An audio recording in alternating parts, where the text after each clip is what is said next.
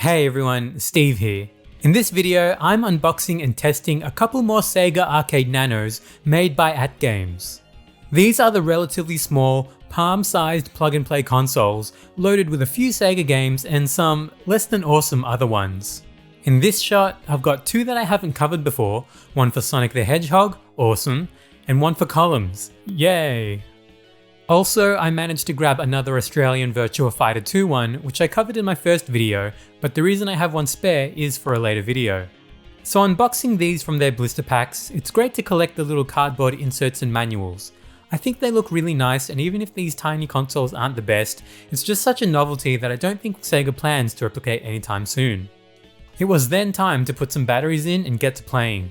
But this is actually where I ran into a little hurdle. Now, I don't know what the deal is with getting these manufactured or how long they were in production for, but for some reason, the Columns Nano had a sticker on it with a bunch of FCC text and a sign-off from Shajing Fuyuan Electronics Factory in Shenzhen, China.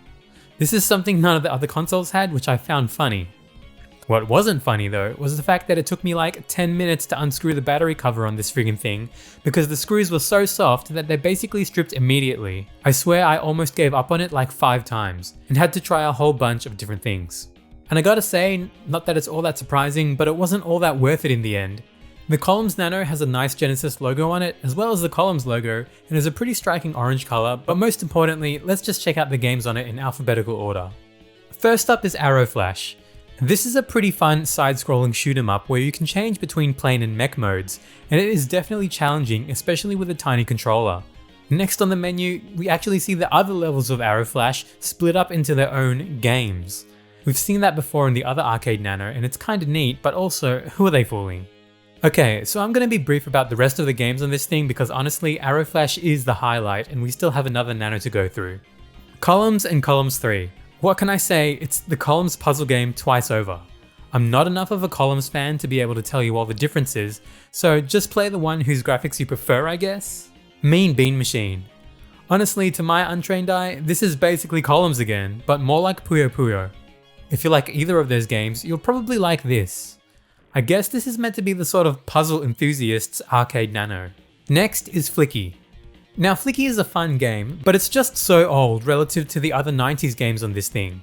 Flicky came out in the 80s and it looks and feels like it. Again, it is fun, but just not what I want to play on this thing. Like Arrow Flash, there are also a crapload of Flicky levels for easy access, and honestly why? That's the last licensed Sega game too, so it's kinda really downhill from here. After Flicky we have Dual Magic, our first non-Sega game put here by AtGames. And you're seeing here the entirety of my playthrough. Now, I don't want to be mean to Dual Magic, I just really am not feeling it after Columns and Columns 3 and Mean Bean Machine. I hope you understand why. Then we have Cross the Road. This is basically Frogger, but you're an elf or something? The look on my face says it all really. But wait, we now have the epic game of the year that is Plumbing Contest. Now I don't even think I have to explain this one to you because we all played this kind of game as like a 5-year-old on the school computer or something, right? Okay then. Once you finish 100%ing Plumbing Contest, it's time for Maze 2010. First off, is this like Madden or 2K basketball with yearly installments? Like, is there a Maze 2011? And secondly, yeah, it's just a maze game that plays like a super crappy Pac-Man. And finally, thank God, Fish Tank Live. Nothing live about this game. It's just a terrible looking Breakout clone. And thank you, finally, we are done with the godforsaken Columns Nano. I actually feel bad for Arrow Flash being stuck on that thing, but whatever.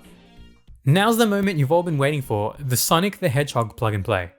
I just want to preface this by saying, if you're wondering, yes, the audio from these things sucks, and I'm not sure if that means that all the gameplay emulation is wrong or slow or whatever, but it's definitely not perfect. The games are definitely still playable, just not perfect. First off, aesthetically, this Nano is nice. Nice Sonic blue color with a neat but a little faded Sonic logo down the bottom. No issues with screws in this one either, which was good. So these are the Sega games on this bad boy. First up is the guy Alex Kidd.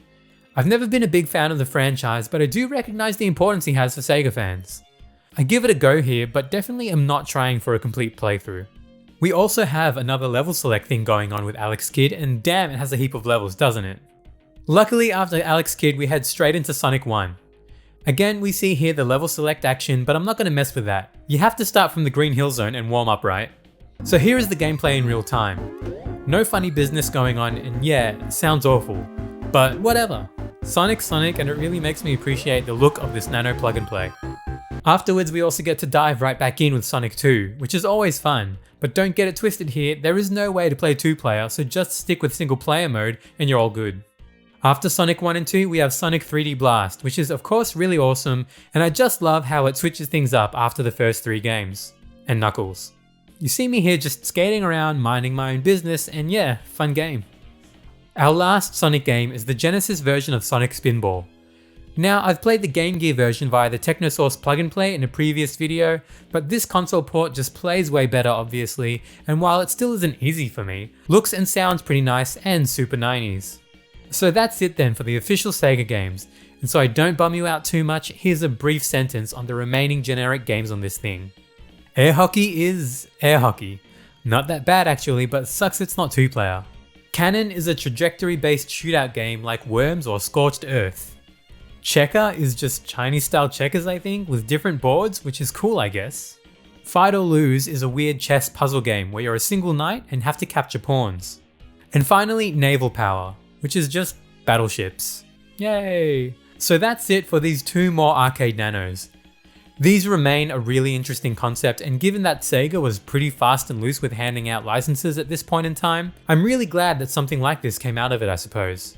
Anyways guys, that's it for this video. As always, if you enjoyed it, please like, comment and subscribe, and I'll see you next time. Thanks!